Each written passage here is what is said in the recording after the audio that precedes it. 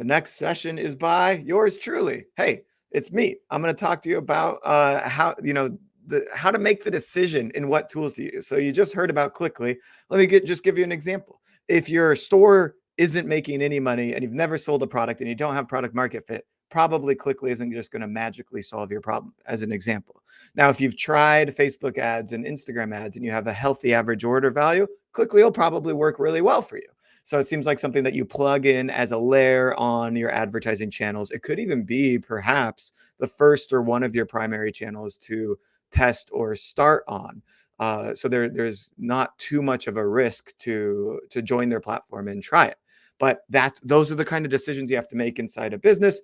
And so my goal here over the next 30 minutes, and actually I only have 25 minutes, is to kind of help you go through this process and acknowledge that there's a process in choosing the right tech tools. A lot of people just kind of like, I don't know, you just wake up one day with a fire that you need to put out, and you kind of try and figure out what tool might fit, and you're not really thinking about your store. And so we're gonna create a process around this. We're gonna make it work a little bit better. Before we get into all of that, what do you want to know about me? I have a long history in e-commerce and e-commerce technology. Of course, here at eCommerce Tech, I am building with my team the first recommendation engine to help merchants understand the technology landscape and help them choose the right tools to grow their store. Looking forward to releasing that in the Shopify App Store in April. Other than that, I've invested in companies, sold companies, and I'm always happy to talk to you about your store and finding the right tools to grow it. If you want to look at the landscape yourself, we've started organizing it in this PDF that we update basically every quarter. You can download it at ecomtech.link/landscape. Let me see if I can throw that in chat here for you really quick in case you're following along in the comments. By the way, if you're watching, don't be shy. You can comment below. It's probably somewhere below me on the screen. Don't hesitate to tell me what you're thinking. And you can also, by the way, submit your website URL for our teardown session, which is happening right after this with Kurt Elster. All right, so go download that landscape, over 50 categories. I think it's like 190 tools now. We keep updating it all the time. I don't even think Clickly is on there yet, but we are continuing to grow. There's over 6,500 apps in the Shopify app ecosystem. We've got 164 of them here. So we have a long ways to go. But what you can be certain of is that all of the tools in this spreadsheet have been vetted by us as valuable players in the space, because there are a lot of like really simple one-off kind of tools out there and so forth. All right, so before we get into the process of choosing the right tools, it's important to address the industry at large. Let's talk about how things are changing. In the beginning, there was the internet. From the internet spawned the proliferation of e-commerce, and the proliferation of e-commerce technology shortly followed thereafter. Like I said, so many tools coming out of nowhere, but nowadays the tool doesn't just do one thing. These tools are well developed and they start to be omni-channel. SendLane has become an omni-channel tool, from email marketing to SMS and much, much more in the works. You are no longer dealing with tools that you're waiting on features to be built. There are established markets with big players in them. What that means, if you're an app developer, is that it takes a lot more to find product market fit. It takes longer to get up to par with your competition. But what it means for you as an e-commerce merchant is that you're going to find a lot more things that have all in one place or have a lot of feature overlap. And that gets really complicated when you're thinking about buying tools. You don't want to pay two different tools for the same thing. So in the recent past, we have Yotpo acquiring SMS Bump, Swell, which is now owned by them. Klaviyo raised $320 million. They've launched SMS. WeCommerce has a conglomerate of tools underneath their umbrella, and With Assembly is also doing something very similar. These are funds acquiring apps and then kind of building them in together under a portfolio to make them stronger and more cohesive as like kind of that all-in-one product that I was just alluding to. Then you've got the behemoth Shopify. They launched their own fulfillment network, which we don't hear that much about these days. They have their payment process, their own, Shop Pay. They will likely launch a competitor to Amazon in the near future. I bet it's even going to be like shop.com or something along those lines. They're very likely to kind of, take over the world. So that's the market in a nutshell. Let's talk about the rise of digitally native vertical brands, which is, I think, the name of this this event is what we called it. We see in the past, and this is even before the pandemic, retail shutting down. We did hear that retail is alive and well for e-commerce brands, which is great, but a lot of these straight retail players are losing to us, the e-commerce stores, the digitally native stores, the direct-to-consumer stores. We are actually taking market share from them, and e-commerce is growing at a faster and faster rate. This shouldn't be a surprise to anybody listening. You've got amazing brands like Away, Casper, Kapari, Rothy's, all building on the internet, which enables technology to build on the backbone of that and have more kind of revenue behind it, so that we can have better tools that solve bigger problems for us. Next up, Omnichannel. Of course, we can't just be doing email anymore. We have to do SMS. We have to we have to do Instagram DMs. We have to have live chat on our site. We have direct mail, which we hinted at yesterday. We have retail, which Taylor went into this morning. And with the proliferation of omnichannel marketing, we have some big problems that we have to tackle. And a lot of this, it comes down to the tools. This is why I'm talking about, right? Attribution. How are we going to know which channel drove revenue? Quickly was talking about, return on ad spend from retained customers. Well, maybe that customer converted via an email. Should I have paid Quickly for that or not? The only way you know is if you have a good attribution model, and then you can talk with your rep at Quickly to make sure that the commissions are set appropriately. Segmentation and personalization, as we heard from Jimmy, becoming more and more important, and so forth and so on. Let's skip because we got lots more to cover. User experience opportunities very quickly. Amazon is setting the bar very high. We have a lot of expectations from our consumers. Free 2-day shipping, being able to talk to people in real time. If you piss me off, you are going to get a negative review, and people are going to yell at you on social media. So everybody's an influencer. We have to be careful about that. And we want to encourage virality and social sharing in a positive way. All right, some really quick tips before I get into it. A daily metric dashboard. You need to see your metrics in real time. We've got partners at Glue, Dacity, Peel Insights, and Segments. All great tools in the business analytics space that can help you get started in seeing these things. It's more than just Google Analytics. It's more than Shopify Analytics. You're going to need a real business intelligence tool. Split testing, as we heard from Pagefly, testing the product detail pages, home pages, category pages, to make sure that you're improving. True A/B split tests, not before-after tests. Very important. And customer development. You need to be talking to your customers regularly. It can just be, small things like micro surveys and post-purchase surveys are great, but actually calling people, getting on the phone with them to convert. And your customer service is that's good customer development. But if that's the only way you're learning about your customers, that's typically they're talking to you when you have a problem. So you need to talk to people that aren't just reaching out via customer service or social media.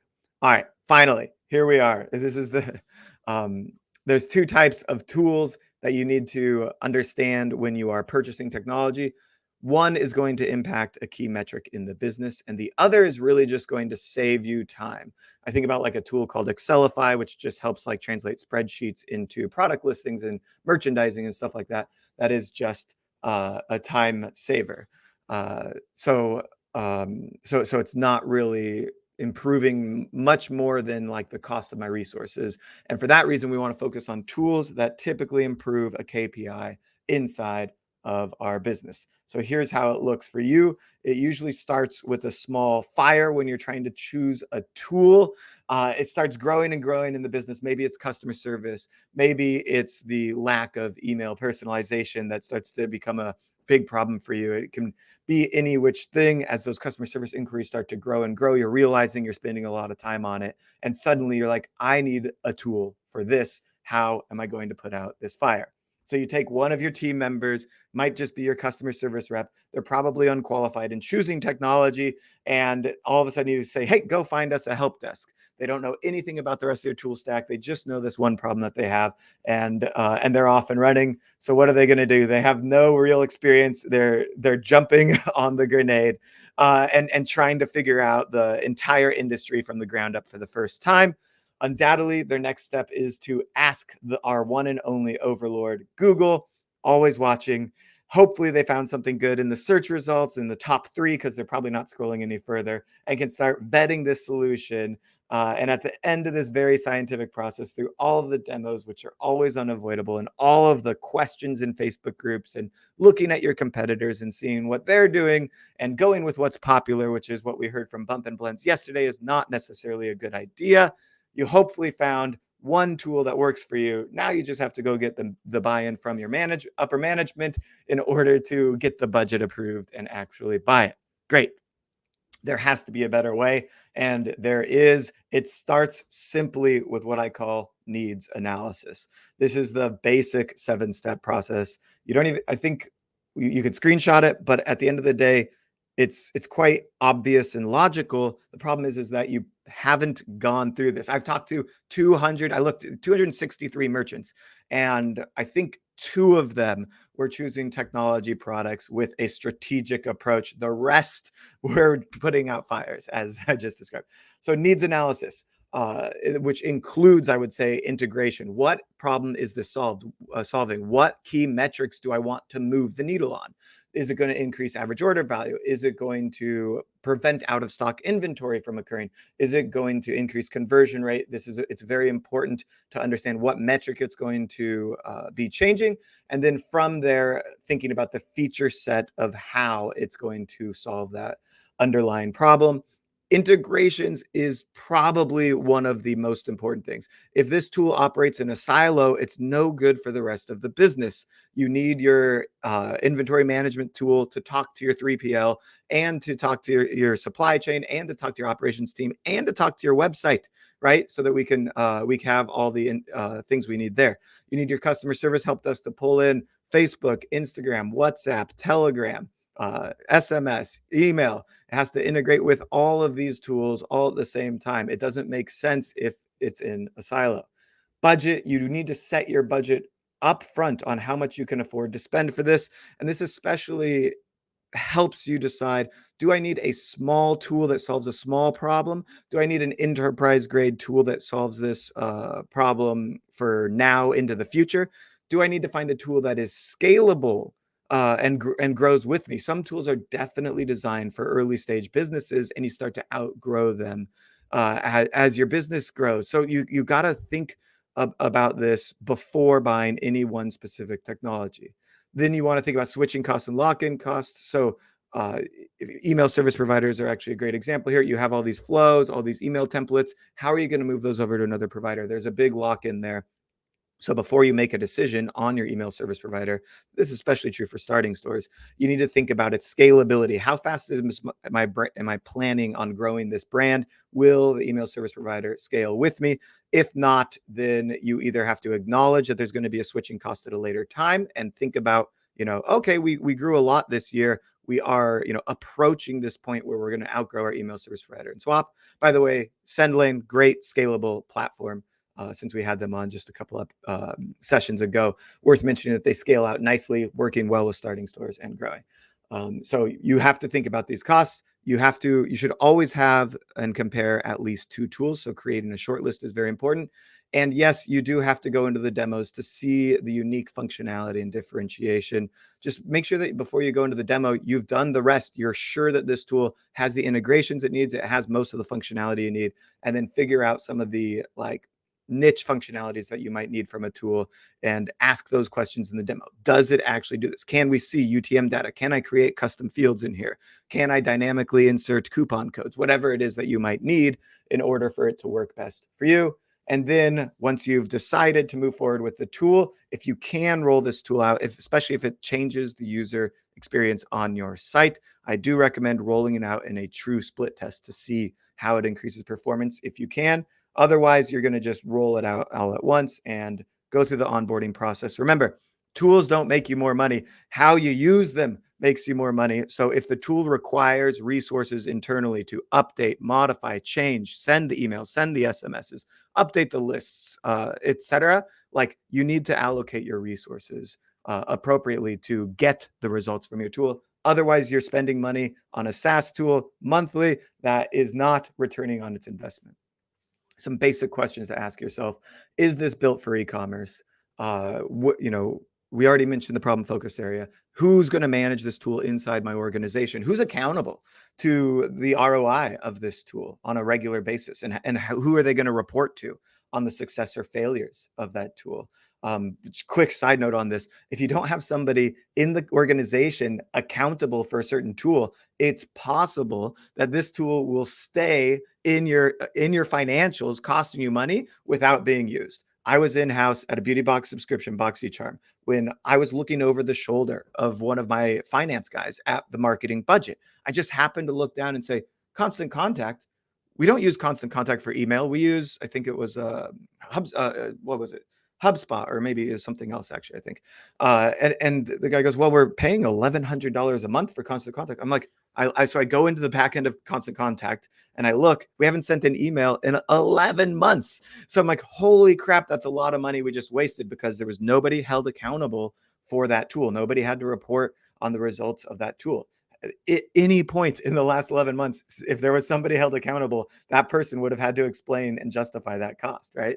So a nice one that I really like to talk about is pricing for value. I talk a lot about this with e-commerce technology tools themselves. I say, I like your pricing, I hate your pricing all the time, because if they're not priced on the value of their tool, then I say, hey, you should actually charge on impression instead of on revenue tracked or something along those lines, because that's actually where your value is coming in, right? So how fairly are they priced? How will that impact your margins? So email service providers, they charge usually based on contact. Do they charge based on marketable contact? Because marketable contacts are the people that are opted in, and a lot of people unsubscribe. And if you're getting charged that to not send emails to a contact, you might want to purge your database, right? And people that aren't opening emails should also be considered non-marketable. So there's a whole kind of way to think about, like, an SMS provider. They charge you, sure, on the send of the SMS, but are they charging based on how many contacts are in the list, or how many contacts got an SMS last month, or how many orders they helped create through the click through? Everyone kind of charges in a different way. So it's important to think about how they're pricing, and then how does that bake into your margin? Just as an example, it costs somewhere between 2 and 5 cents per contact for email marketing. So if you're looking at your cost of goods sold, you can subtract another 5 cents just for email marketing as the cost of that tool. That's about what it tends to cost, depending on your level of scalability and what tool you're using. It can go down from there. And we like to keep cost of goods sold and a lot of these tech things a little bit separate, but sometimes you can't even bake it directly into cost of goods sold. And then, of course, we already mentioned features and integrations. I'm running out of time here, so some quick tips for you. Don't sign contracts unless it's absolutely you have to. Most specifically, you shouldn't have to sign a contract for anything that starts producing value right away and doesn't require a massive amount of work up front on that service provider side. If they have to do a custom integration and build a whole bunch of things for you, yes, a contract might be necessary, but always be very certain that the tool is going to ROI, or have some sort of clause that you can back out after 3 months if it's not providing the value that it says it will, right? Pricing transparency and fairness, which I kind of just talked about, but getting even more into it, there's a tool called Spently that I love, because they realize that there's a lot of seasonality in these notification emails, like your receipt email and your order has been shipped email and stuff like that. And so they said, look, if last month you went, you had 10,000 email sends and this month you only had 1,000, then next month we'll bill you on the expectation of there being 1,000 instead of 10,000. We'll automatically move our pricing down, so you don't even have to think, worry about, or contact us for our to change the pricing when you have less volume month over month, right? It's really great. For big decisions, you should always research 2 tools. And when in doubt, the funded or high growth companies are going to be better for you, because they're going to be able to build and scale a lot faster than others. All right, I'm not even going to go into all of these tools because I see Kurt Elster in the background, and I just want to get into the next session.